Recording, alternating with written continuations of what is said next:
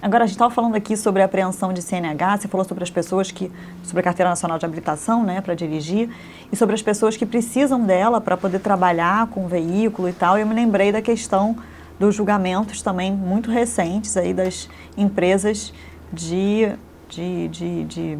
aplicativo, né, direção por aplicativo, seja Cabify, Uber, enfim.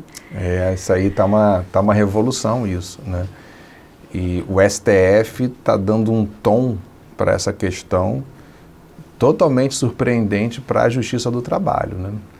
E eu vejo assim que as pessoas estão com dificuldade de compreender o que a gente está vivendo, né?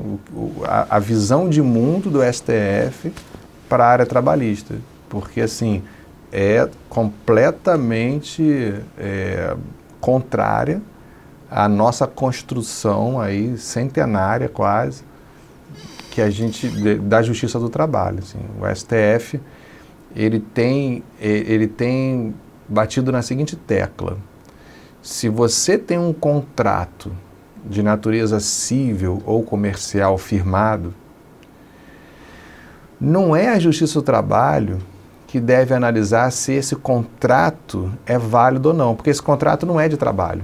Esse contrato é civil ou comercial. Então, quem deveria analisar isso é a Justiça Comum. Essa é a visão que o STF está tendo, né? O que contraria o que a gente sempre fez, né? O que a gente sempre fez? Você tem um contrato lá civil, comercial, você ajuiza uma reclamação trabalhista, com causa de pedir de elementos do vínculo de emprego, com o pedido de reconhecimento do vínculo. E aí o que a gente sempre fez? Bom, está pedindo vínculo de emprego, a competência é da Justiça do Trabalho, para dizer se há o vínculo ou não. Então o STF está no momento anterior. Está falando, pera lá, antes de você, Justiça do Trabalho, dizer se é vínculo de emprego ou não, o juiz competente tem que dizer se aquele contrato originário é válido ou não. Essa discussão não pode ser feita na Justiça do Trabalho, tem que ser feita lá. É isso que o Supremo tem feito e foi nesse sentido a decisão do ministro Alexandre de Moraes num trabalhador do aplicativo Cabify, né? Foi. É porque teve uma decisão do TST reconhecendo o vínculo, né? E aí com base em subordinação, falando que porque os trabalhadores eles têm ali a possibilidade eles não têm a possibilidade de definir preço, de definir tarifação, de definir repasse para a empresa, eles têm que cumprir de alguma forma algumas regras que são estipuladas pelas empresas, que é um aspecto da discussão. E, por outro lado, teve aí a decisão do STF. É que assim, essa decisão do TST foi do aplicativo Uber, né? Isso. E o argumento, como você disse, é que a subordinação ela seria algorítmica, né? Porque o próprio software, ele tem todos os controles do trabalho do motorista. Esse é o grande argumento. O contra-argumento também é muito interessante, né? Porque para você fugir da subordinação é só desligar o aplicativo. Você liga porque você quer, você se coloca naquilo ali porque você quer. Tirando a brincadeira, mas assim, o contra-argumento seria num sentido que é até muito perigoso para o desenvolvimento das relações trabalhistas no mundo atual. Porque assim, já é meio que consenso que para o futuro a gente não vai ter aquela relação de emprego clássica, tradicional, que foi a construção histórica da área trabalhista, né? O consenso é que a gente vai ter cada vez relações mais flexíveis e intermediadas por tecnologia. Então, qual é o grande risco desse debate para mim? Que eu acho que está apontando para esse resultado final ruim, na minha percepção. É não olhar esse trabalhador de aplicativo nem como empregado, nem como trabalhador. O perigo é acabar chegando à conclusão final, que foi a decisão do Alexandre de Moraes no Cabify, não no Uber, mas no Cabify, de que essa pessoa que se loga e usa o aplicativo simplesmente é um consumidor. Ele é um autônomo que contratou um software para trabalhar melhor. É a mesma coisa que eu contratar um software aqui para fazer edição de imagens. Que eu quero fazer um podcast, eu contrato um software. Então, assim, quando o ministro Alexandre de Moraes jogou para a Justiça Comum essa questão do Cabify, a base foi essa. Olha, não é nem emprego, nem trabalho. É só uma pessoa comprando um software, que assinou um contrato, que estava ciente disso tudo, porque a Cabify, aí a Uber, aí todos eles, não seriam empresas de transporte. Seriam empresas de tecnologia, que vendem softwares. Que é a defesa deles. Eles se colocam dessa forma. Eu sou uma empresa de tecnologia. Eu não tenho frota, eu não tenho motoristas, eu só vendo um software. Só que é num esquema de parceria. Eu vendo software, em vez de você comprar em preço único, eu cobro um percentual. É isso. Entendeu? E aí, se o julgamento for por essa linha, então, se entender que se trata de uma relação de consumo e não de relação de emprego, nem de trabalho, então o julgamento vai ser pela justiça comum, não é isso? Justiça comum, e aí o que me assusta, sem direito trabalhista, nem de empregado, nem outro qualquer, né? Porque assim, essa discussão já tem muitos anos, né? E eu bato nessa tecla há muitos anos também. E muitas vezes foi até mal falado, assim, inimigo do direito do trabalho, quer destruir o direito do trabalho. Não, o que as pessoas não estão percebendo, né?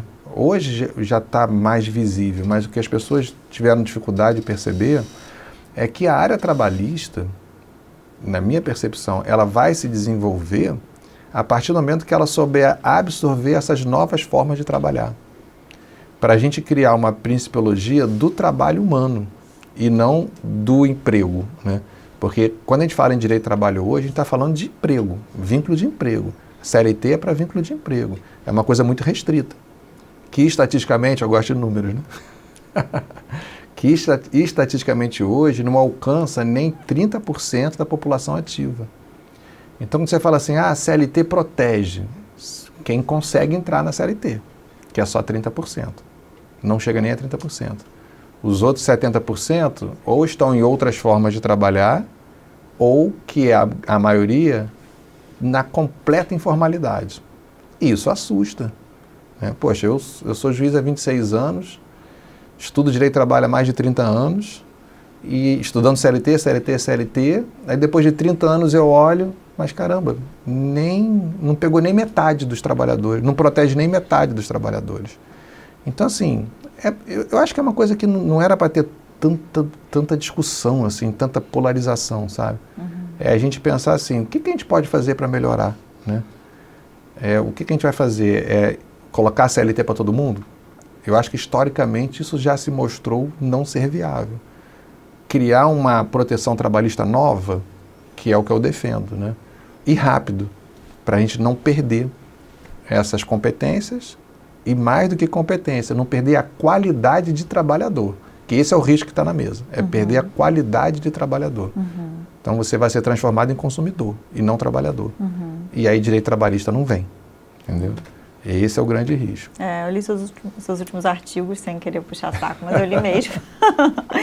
E aí tem aquela ideia do drop tudo, né? E aí, porque fica uma polarização que é meio manipuladora, né? Assim, quem dá vínculo de emprego para tudo é uma pessoa do bem, né? É um defensor dos pobres, do vulnerável, dos oprimidos. Quem já tem a cabeça como a minha mais aberta, é do capital. É um juiz do capital, é um professor do mal, entendeu? Eu já fui acusado, gente, de receber capital estrangeiro mancomunado com a grande mídia golpista. Eu já recebi uma mensagem assim, né? Aí se pelo menos tivesse caído o capital... Sabe, é um negócio de louco, assim, porque assim, as pessoas estão muito cegas hoje, né? Hoje está difícil, né? Hoje está... O diálogo é muito difícil, né? As pessoas não estão abertas para pensar de forma diferente, né? E eu espero que a gente ajude aqui com o nosso podcast, né? Sim, com certeza, porque é legal, mas será que pode? Pois é, a gente vai estar sempre fazendo essa pergunta, né? Tem um monte de coisa que é legal, mas pode? E essa questão do Cabify, eu acho que assim, o que eu acho que é importante também, né, para dar uma dica final aqui para a gente encerrar esse nosso primeiro episódio, né, como que o que está se discutindo lá na origem é a validade de um contrato civil comercial. É engraçado quando você vai ver as discussões, as pessoas não questionam a formação desse contrato. Se teve vício de consentimento, se não teve. Por que eu fiz esse contrato? Eu fiz esse contrato de forma livre porque eu quis, eu sabia que estava fazendo ou não? Eu fui enganado, fiz coagido, né? Então, isso eu acho que as pessoas têm que começar agora a prestar atenção, né? Porque a discussão vai passar por isso. Esse contrato, ele é viciado ou não? Não basta mais você dizer que fez o contrato, mas era subordinado. Não basta isso mais. Você tem que discutir a formação desse contrato, entendeu? E isso a gente não tá vendo, né? Uma super dica, então, essa informação aí sobre, no momento da celebração do contrato, tem que informar, então, se houve ou não, enfim, vício de consentimento na celebração dele, tá? Boa dica, obrigada, professor. Maravilha, né, Carol? Professor também.